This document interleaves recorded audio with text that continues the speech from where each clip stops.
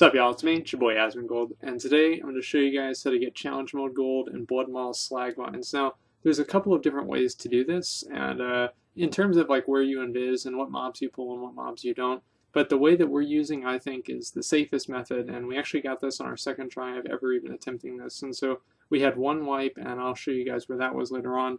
But I'll just get right down into this. Now, the first pull is you're going to pull the two enforcers, and you're going to pull the group of three after them with the two slavers and the overseer. Now, you want to focus your interrupts on the overseer, and you want to stop him from casting mostly subjugate. And also, you want to make sure that your tank is not getting hit by the crushes that the enforcers do. That's a frontal shockwave type cone thing, and what that's just going to do is it's going to do a lot of damage to your tank and also stun you. The enforcers also jump around, and you should also be trying to tranquilize or like in one way or another remove the enrage effect that the slavers get. It's called Slaver's Rage, I believe. And what that does is it just makes them do more damage. Whenever they get about 2 stacks of it, it's kind of hard to control. Now, whenever you get in here, you actually want to go to the right. And the reason for that is it's just a better way of doing it. I'm not really exactly sure like what really makes this one a lot better, but honestly, there was just a method that we used, and I think it probably is going to work out better in terms of mob count and all that other stuff. We had the exact mob count, and so that's always a good thing, know that you didn't waste a whole lot of time.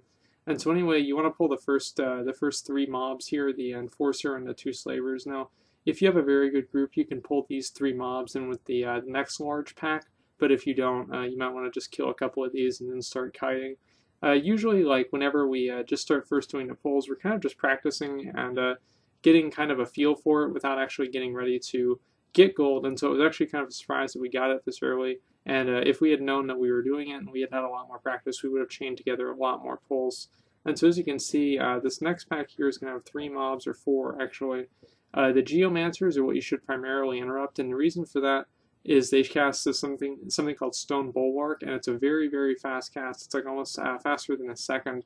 And what it does is it basically puts a shield on them that absorbs a ton of damage and makes them not take any damage, and so you have to dispel that if you actually do let it go off. We let it go off tons of times, and so it is kind of annoying to interrupt, and also with like everything else going on. So you want to have at least one person dedicated to interrupting Stone Bulwark and making sure that nobody else gets that put on them, or none of the other mobs do. After that, you want to pretty much focus on the Overseer. Now, Subjugate can also be dispelled, and so that kind of makes it a little bit easier. And it's important that you do that because Subjugate effectively takes one of your party members out of the fight for 10 seconds, and so that becomes a huge pain in the ass. But again, the Geomancer is what you should always focus on because they cast a Stone Bulwark, and the Overseers are not really as big of an issue. The purple Void Zone that they put down, I think it just silences you, and so as you can see there's the shield, and so the shield basically stops all damage, and so like you really want to make sure that you get that out of there as fast as possible, because if you don't, I mean, you're just going to be having all kinds of problems. Now, this next pack of 3 is a huge pain in the ass, and so you mainly want to watch out for the Ogre Mages, and the reason for that is they cast Blood Rage, and Blood Rage is basically a buff that they put on a target. As you can see, the Warmonger or Warbringer, Warder, sorry, I've messed that up twice. The Warder got the buff, and the Warder does a fear. It's called Frightening Shout or something like that. You want to interrupt that. The Ogre Mages are surprisingly deadly. Like, you would not really expect them to be like very powerful because they're kind of small, but they're actually like probably one of the most deadly mobs in the entire instance. And so make sure that you kill them first, and you just interrupt the Warder. The Warder doesn't really do that much damage. He just does the fear, and obviously that comes with its own set of problems. But after you kill this Warder, there's going to be 2 more Warders that come in, and you're going to have to kill those 2, and then you kill the boss after that.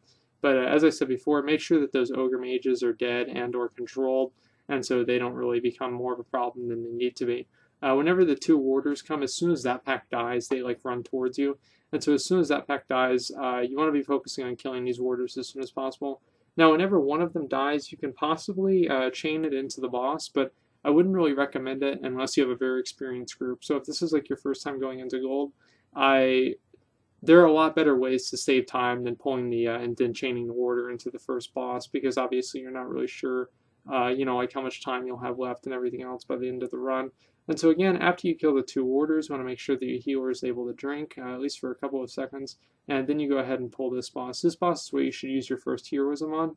Now, all the normal mechanics are still the same all the heroic mechanics are still all the same in challenge mode. You want to make sure that you have 2 people dedicated to interrupting ferocious shout or whatever. I think it's like furious shout. I honestly forgot what its name is, but it's the interrupt, the yell that he casts. And either way, you want to make sure that you're not standing in front of the the earth cracks, and also there it is right there, furious yell. And so make sure that you always interrupt that. If you don't, he'll do a lot more damage. It does damage to everybody in the group. He also does the thing where he knocks everybody back. That is, you can't really outrange that, and so don't try to. I just want to make sure that you can kind of, I guess like a wild slam. Yeah, here it is. So it knocks everybody back. It's kind of a pain in the ass, but it's really not, as I said before, not that big of a deal. Whenever he jumps to somebody, whoever he jumps to is who the miners attack. So you want to make sure that you kind of have him in a general area where the person who he jumped to is, and the reason for that is so you can cleave down the miners as fast as possible. The miners also can sometimes, whenever they go on your side, they'll actually like start stacking a debuff onto him and making him take more damage, and so that really kind of makes things a lot easier. And you can almost heroism halfway through the fight to where you can make more use of the debuff, but that's again up to your group and depending on procs and everything else. And so that's, again, it just kind of depends on what's going on right at that exact time. So as soon as you kill him, the miners will despawn. You don't really need to worry about killing them. And then as soon as you come up here, you want to take a right down here. And there's one thing that's pretty important here is that you do not pull the slaver on the left there, and you also don't pull the pig up here on the right. And the reason for that is that you don't need to kill the fucking pig, and the pig's got a lot of health, and so if you do end up having to fight the pig, you're just wasting your time. Now this is a pretty easy pull here. It just does a lot of damage, and the reason for that is, as I said before, the slavers have the slaver's rage buff that they get, and they can also death grip players in, and so that's kind of a pain in the ass whenever the enforcer is doing crush. And so as you can see, that's what happens. Like I don't even know how I got hit by that, honestly, because I was behind him. But either way, you know, I just got battle rosed up, and it's not really that big of a deal. But it's kind of shitty to have that happen. Either way, so you want to make sure that you're out of the crush, and also making sure that you're dispelling the slavers. As long as you can do those 2 things, most of these packs will be very easy.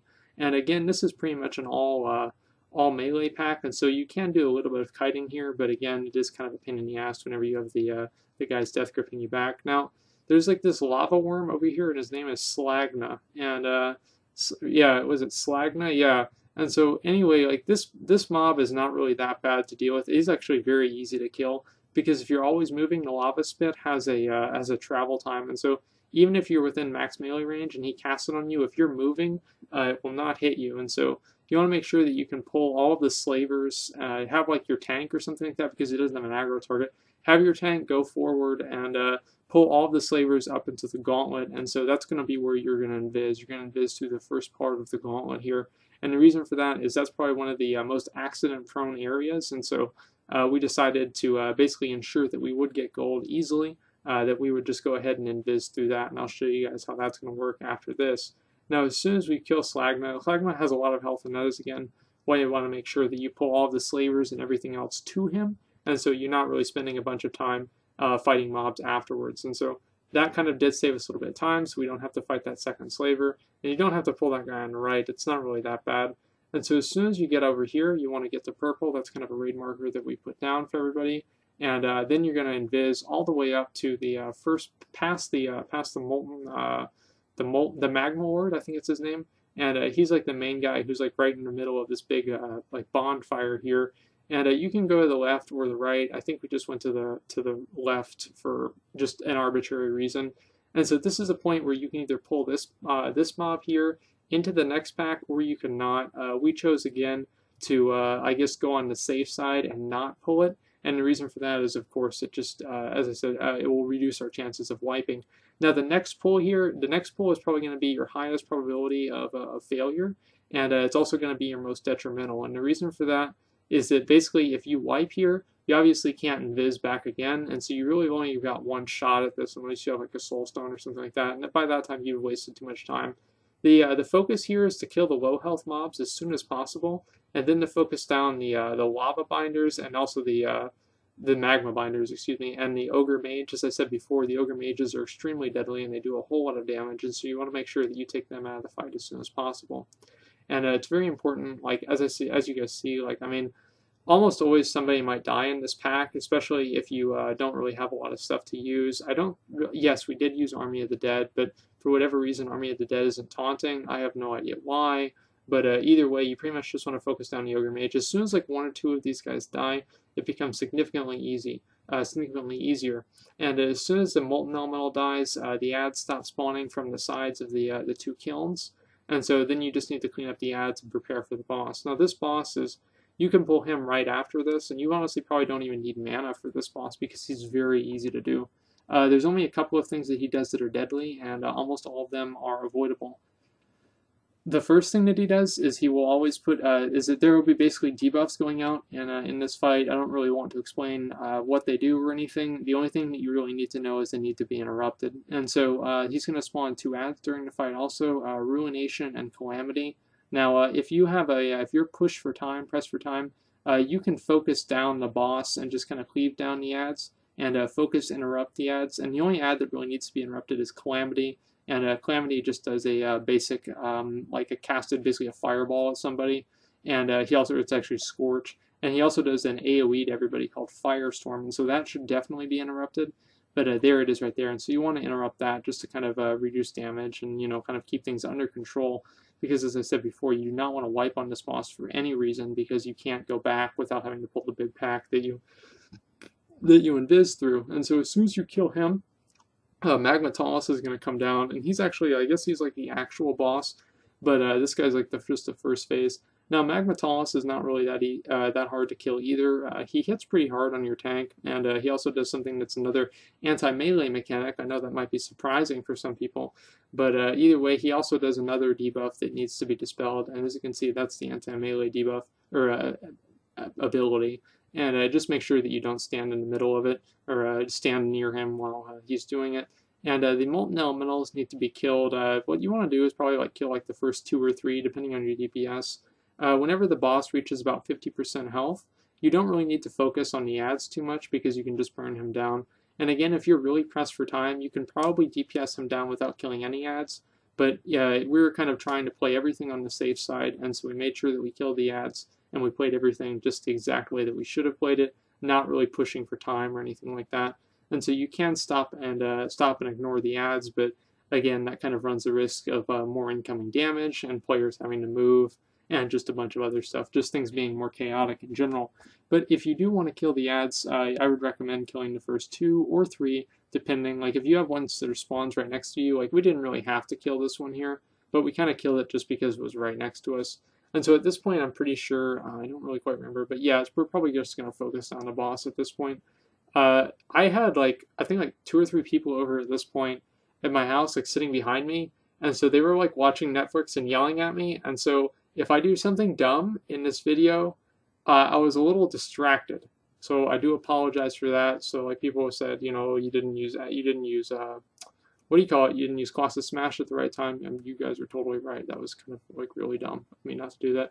And so after you kill this boss, what you want to do here is you want to kill yourself. And the way you do that is you just pull all these ads and you run in here and you just die. And the reason for that is so you can resurrect at the beginning. And what that's going to do, obviously, is going to let you go all the way back. Now, this is where you kind of waste a lot of time. But again, it's kind of a, I guess it's safer to do this because it takes about as much time as it would to actually kill those mobs.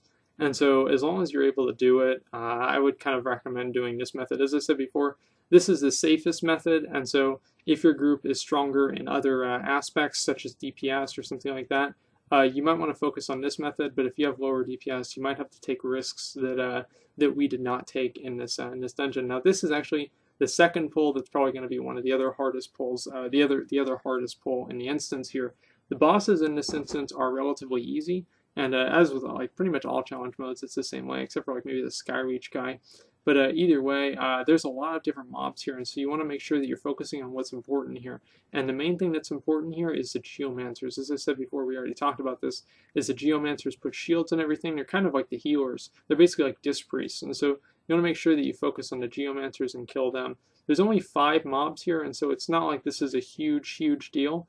But you want to, again, just make sure that you have the Geomancers dispelled. Like, look at this. Like, the Geomancer has got the buff on him, and that was just way too long. Like, that shit needs to be dispelled immediately. And so make sure that you're doing that as fast as you can. And as I said before, I am a little distracted in this video, so that is one of the reasons why I missed a couple of interrupts. The best thing to do is focus down the Geomancers first. The reason we were focusing down the Warden first, or the Warder first, is just to stop the fears. Obviously, like as I said before, depending on what your group's strengths are, you can focus on different things. If you have a lot of offensive dispels, you can focus on maybe something else besides the Geomancers. But if you only have 1 or 2 offensive dispels and maybe not a whole lot of interrupts, you might want to kill the Geomancers first, which is what I usually recommend. You can also, of course, CC one of them, but then of course you run the risk of spending too much time and not meeting the timer, and so that's kind of always, I guess, like up to you. And so as soon as you kill 1 or 2 of these guys, it becomes a lot easier. And the Overseer you shouldn't really worry about too much. Just make sure you dispel Subjugate, because that's the only defensive dispel that you're going to need to use within that fight. So it should be pretty easy to do. Now, Rolltall, you can use Heroism on Rolltall, or you can use it on the last boss. The reason we use it on Rolltall is because Rolltall is actually kind of a DPS check, and the reason for that is that he puts more fire on the ground each time he completes one of his like rotations of abilities, and so that's whenever he puts the what do you call it, the boulders down, and then after he puts the boulders down, then what does he do after that? Oh, he does the heat wave, and then after he does heat wave, he throws the fire down, and so the fire doesn't go away for the entire fight, and so you want to make sure that you actually kill him very quickly before you get overwhelmed with fire. Also, these are some some common sense things that maybe some people might not know, is that you want to make sure that if you're ranged, you're not too close to him, or he's going to slow your casting speed. Some people, what they do in terms of invising, is they, instead of, instead of actually going through and killing the pack that we just killed, the 5-pack, is they actually kill that 5-pack and then do the gauntlet. And, they actually invis through that 5-pack and, and then, yeah, you guys know what I'm talking about. Sorry, I kind of confused myself. I had something pop up on my screen. They kill the gauntlet and invis past the 5-pack. Now that's an option, but we didn't really take that option because we thought that the gauntlet would be more risky than the 5-pack, and so luckily we were right. But again, if you don't complete the pull after the gauntlet and then you wipe, you have to reset the instance. This Ogron can also be, you can get to like the lava back there and actually walk around him and not aggro him. But as you guys can see, we have, I think it's like 30, we don't have enough enemies, basically. I'm trying to see, I can't really see like on my screen here, but it looks like we only have like 35 or something enemies, and so you want to make sure that you have enough enemies to count. And so, yeah, we thought that we wouldn't have enough enemies, and so what we're pretty much doing here is we're just going to kill him and then go to the next pack. And so, again, like, this is kind of something else that you can do, but you don't really have to. But yeah, you can walk around him. Now this next pull here, there's a couple of different ways to do this pull, because you do not want to fight both Ogron at the same time. It's a huge pain in the ass. Even if you do Route 1, you're wasting a huge amount of time. Like I'm talking like 30, 45 seconds. And so that's like, I don't know, like 5 or like 10% of your time here. And so you don't really want to do that. Now you can jump over across. And what we're doing here is we're having our hunter pull both of them with deterrence, and then run over and die, and then we're going to, I forgot how we did res him. I have no idea how we res them. No, oh, yeah. He feigned death, and then we summoned him, that's right. And I think that somebody didn't really get the memo there. And if it actually is a hunter, he can disengage over the gap. That's what we did, that's right. And because we weren't sure about that. And so yeah, you can disengage over the gap, and you can also do that with the Goblin Racial. And so there are a couple of ways to get over the gap, but also you can have somebody die with a Soulstone and run to the other side, the same way you used to do with Jade Temple Challenge Mode, the pull right before the last boss. And so all of these are options, but the last thing you want to do is have to fight those 2 mobs. That's really what it comes down to. And these three guys, or 4 guys, are very, very easy to kill. You can almost pull these guys with the boss, honestly. But again, you should only really do that if you're pressed for time. And you could also use this time to wait for your cooldowns to come back up after Rolltall, so you can use them on the boss on the pull. Because basically the way this next boss works is it becomes increasingly harder to DPS him the longer the fight goes on. And so you want to use all your big cooldowns at the start just to kind of get a head start on damage and be able to maximize them, so you can use them before the entire all the ground is filled up with lava and everything else. And so that's really kind of a pain in the ass, so you don't really want to let that happen. Either way, so you're going to want to pull him, and he does a couple of different things that are important. And couple of things that really are not that important. Basically, what he's going to do is he's going to cast like this fireball.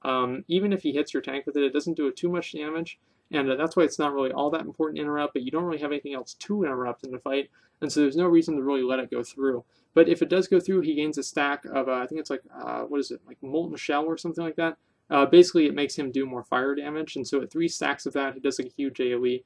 And so you want to make sure that if you let any fireballs go through, that you dispel the boss immediately to make him do less damage. And also, he casts, what is it, Flame, something like, it's a debuff, Flame Buffet, yeah, sorry. And he casts Flame Buffet, and you have to make sure that you dispel Flame Buffet pretty much on cooldown, on at least rotating between different players as a healer.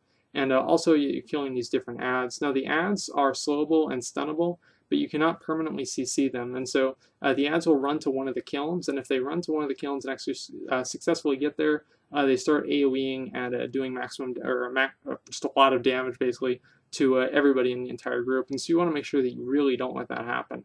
And so after that, obviously, he puts fire underground. He puts fire under every single player. So if you are ranged, you could kind of stack up and save yourself time that way. But that's kind of all, again, up to your group and how coordinated you guys are. But either way, this boss is pretty easy to deal with. Now, if you're having trouble with this boss, it is possible to save heroism and use it on him, because you can use pretty much the entire heroism duration before the ads start getting too out of control. And so as you can see here, it's hard for me to really damage him because like he's in the fire. And so this, again, guys, this is another fight. I know it might be surprising. It's harder for melee than it is for ranged. And so you want to make sure that you kind of have that, have your fire planned out and where you're going to stand. Now, the fire isn't going to kill you in like 1 or 2 ticks, but the healer is going to have to spend a lot of mana defensively dispelling everybody and everything else. And so once he gets low enough health, you can ignore the ads and focus him down. But you really don't want to have one of the enraged ads up for more than, I'd say, 5 seconds before the boss dies. So anyway, guys, this is how we did Bloodmaul Slagmines. I think this is probably the safest way of doing it. But if not, you guys can let me know the ways that you did, and maybe I can make another video with a different type of thing. But either way, thanks for watching, and like, comment, subscribe.